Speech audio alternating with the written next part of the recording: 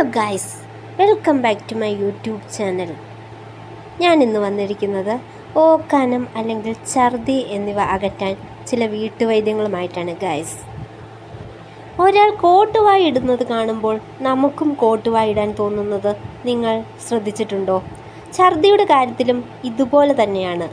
ചുറ്റും നിൽക്കുന്ന ആരെങ്കിലും ഓക്കാനിക്കുന്നതോ അതല്ലെങ്കിൽ ഛർദിക്കുന്നതിൻ്റെ ശബ്ദമോ മണവോ പോലും നമുക്കും ഛർദി അനുഭവപ്പെടാൻ കാരണമാകുന്നുണ്ട്. ഛർദി അകറ്റുവാൻ ചില പ്രകൃതിദത്ത ഒറ്റമൂലികൾ വളരെ ഫലപ്രദമാണ്.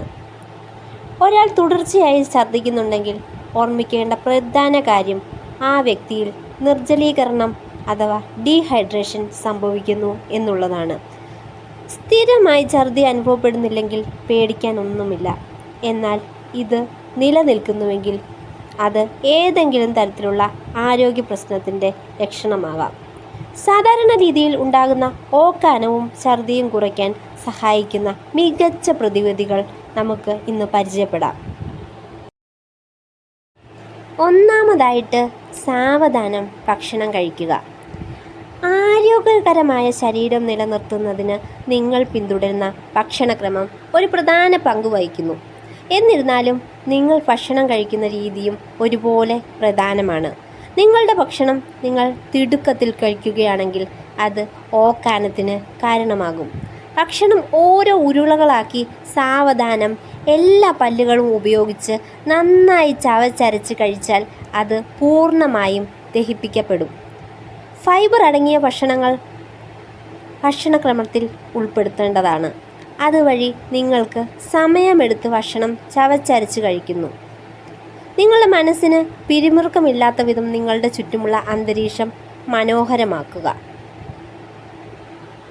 രണ്ടാമതായിട്ട് ശുദ്ധമായ പാനീയങ്ങൾ ചെറിയ അളവിൽ കുടിക്കുക. നിരന്തരമുള്ള ഛർദി ഡീഹൈഡ്രേഷന് കാരണമാകുന്നു. നിങ്ങളുടെ ശരീരം നഷ്ടപ്പെട്ട ദ്രാവകങ്ങൾ കൊണ്ട് വീണ്ടും നിറയ്ക്കേണ്ടതുണ്ട്. വെള്ളം അല്ലെങ്കിൽ ശുദ്ധമായ പാനീയങ്ങൾ സാവധാനം കുടിക്കുന്നത് കൂടുതൽ ഛർദിക്ക് കാരണമാകില്ല. കരിക്കിൻ വെള്ളം, നാരങ്ങ വെള്ളം, പുതിനച്ചായ തുടങ്ങിയ ശുദ്ധമായ പാനീയങ്ങൾ കുടിക്കുന്നത് ഛർദിക്ക് സ്വാഭാവിക ചികിത്സയായി വർത്തിക്കും. വൈറ്റമിൻ B6 അമിനോ ആസിഡുകൾ ഉൽപ്പാദിപ്പിച്ച് ശരീരത്തിലെ പല പ്രവർത്തനങ്ങളും സുഗമമായി പ്രവർത്തിക്കുന്നതിന് വിറ്റാമിൻ B6 അത്യാവശ്യമാണ്. കാർബോഹൈഡ്രേറ്റ്, പ്രോട്ടീൻ, കൊഴുപ്പ് എന്നിവയും ഈ വിറ്റാമിൻ്റെ സഹായത്തോടെ ഉപാപചയം നടത്തുന്നു. മിക്ക ഗർഭിണികളും ആദ്യ 3 മാസങ്ങളിൽ ഛർദിയും ഓക്കാനവും കൂടുതലായി അനുഭവിക്കുന്നുണ്ട്. ഇവർക്ക് ഈ ഘട്ടത്തിൽ നൽകുവാൻ നിർദ്ദേശിക്കുന്ന ഒരു സപ്ലിമെൻ്റാണ് വിറ്റാമിൻ B6. ഇത് രാവിലെ ഉണ്ടാകുന്ന മനം പുരട്ടൽ, ഛർദി എന്നിവയിൽ നിന്ന് നിങ്ങൾക്ക് ആശ്വാസം നൽകും.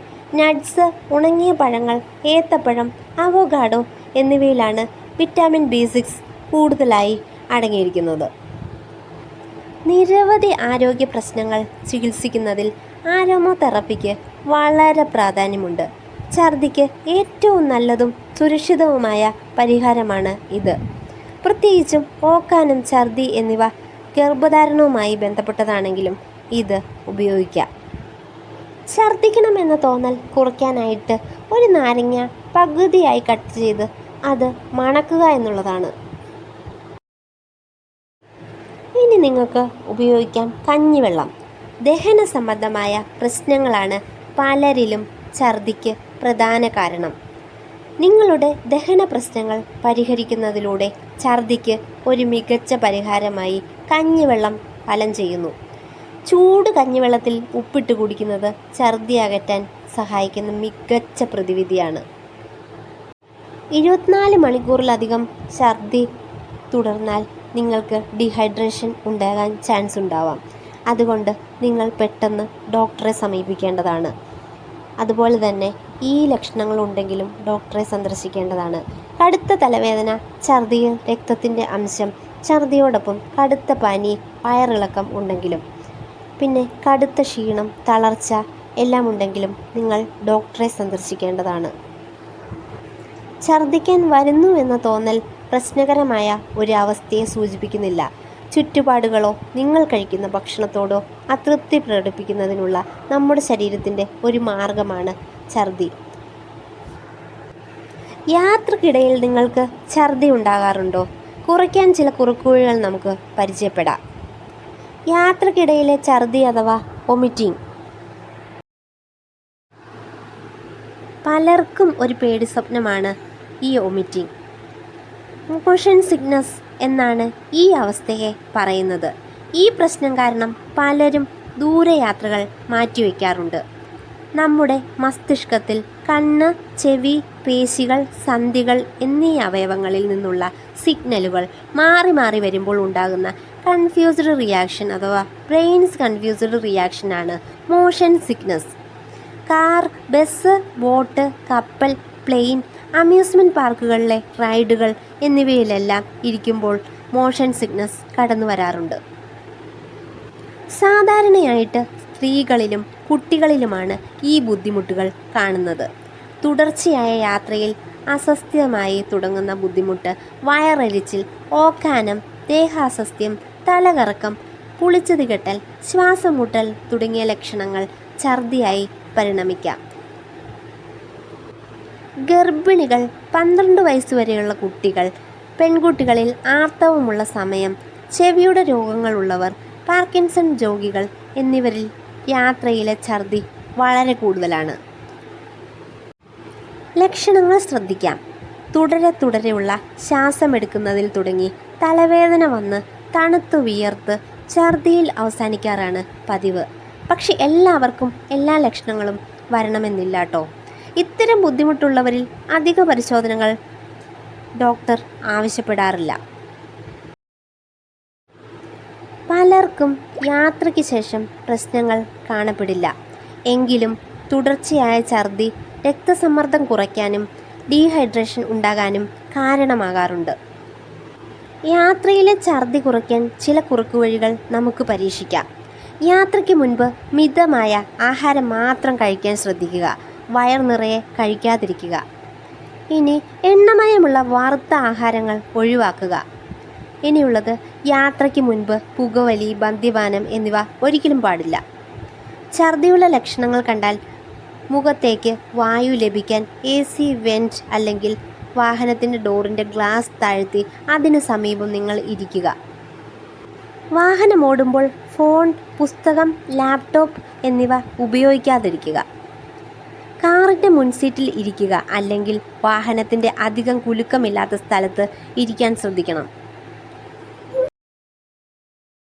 ബസ്സിൽ ജനലരികെയുള്ള സീറ്റിൽ ഇരിക്കാം. വാഹനമോടുമ്പോൾ ചാരി കണ്ണുകളടച്ച് ഇരിക്കുന്നത് ഛർദി തടയും. മുന്നോട്ട് പോകുന്ന വണ്ടിയുടെ അതേ ദിശയിലുള്ള സീറ്റിൽ തന്നെ ഇരിക്കണം. എതിർ ദിശയിലുള്ളതോ വശങ്ങളിലുള്ളതോ ആയ സീറ്റുകളിൽ ഇരിക്കുന്നത് ഒഴിവാക്കുക. ഔട്ട്സൈഡിലേക്ക് നോക്കുകയാണെങ്കിൽ ദൂരെ ചക്രവാളത്തിലേക്കോ ആകാശത്തിലേക്കോ നോക്കുക. നുണഞ്ഞിറങ്ങുന്ന തരത്തിലുള്ള മിഠായികൾ കൂടെ കരുതുക. പുതിനയുടെ മറ്റും രുചിയുള്ളത് നല്ലതാണ്. ഗന്ധമുള്ള ഔഷധങ്ങൾ അതായത് തുളസി, ഗ്രാമ്പു, നാരങ്ങ എന്നിവ മണക്കാൻ ഉപയോഗിക്കാം. സീറ്റിൽ നിവർന്നു തന്നെ ഇരിക്കാൻ ശ്രമിക്കണം. വളവുകളിലും കയറ്റങ്ങളിലും വാഹനത്തിൻ്റെ വേഗത കുറയ്ക്കാം. അസ്വാസ്ഥ്യം തോന്നിയാൽ വാഹനം വേഗത കുറയ്ക്കുക അല്ലെങ്കിൽ നിർത്താൻ ആവശ്യപ്പെടാം. തല പുറത്തേക്ക് ഇടാതിരിക്കുക. ഇടയ്ക്ക് നിർത്തി മുഖം കഴുകി പുറത്തേക്കിറങ്ങി കാറ്റുകൊണ്ട് വിശ്രമിച്ച് യാത്ര തുടരുക. യാത്രക്കിടയിലെ ഛർദിയെക്കുറിച്ചുള്ള സംസാരങ്ങളും ചർച്ചകളും മാക്സിമം ഒഴിവാക്കണം. ഹെയർ പിൻ വളവുകൾ കയറുമ്പോൾ അല്ലെങ്കിൽ ഇറങ്ങുമ്പോൾ വാഹനത്തിനുള്ളിൽ കിടക്കാതിരിക്കുക. കഴിവതും ഇരുന്ന് തന്നെ യാത്ര ചെയ്യാൻ ശ്രമിക്കുക. വാഹനത്തിനുള്ളിൽ ഛർദിച്ചാൽ ആ ഛർദി നീക്കം ചെയ്ത് വാഹനം വൃത്തിയാക്കിയതിന് ശേഷം യാത്ര തുടരുക. ഛർദിയുടെ ഗന്ധമേൽക്കുന്നത് വീണ്ടും ഛർദിക്കാൻ ഇടയാകും. ഇത്രയും ശ്രദ്ധിച്ചാൽ നിങ്ങൾക്ക് നന്നായി യാത്ര ചെയ്യാവുന്നതാണ്. Thank you for watching. Next ഒരു കണ്ടന്റുമായി നമുക്ക് വീണ്ടും കാണാം ഗൈസ്.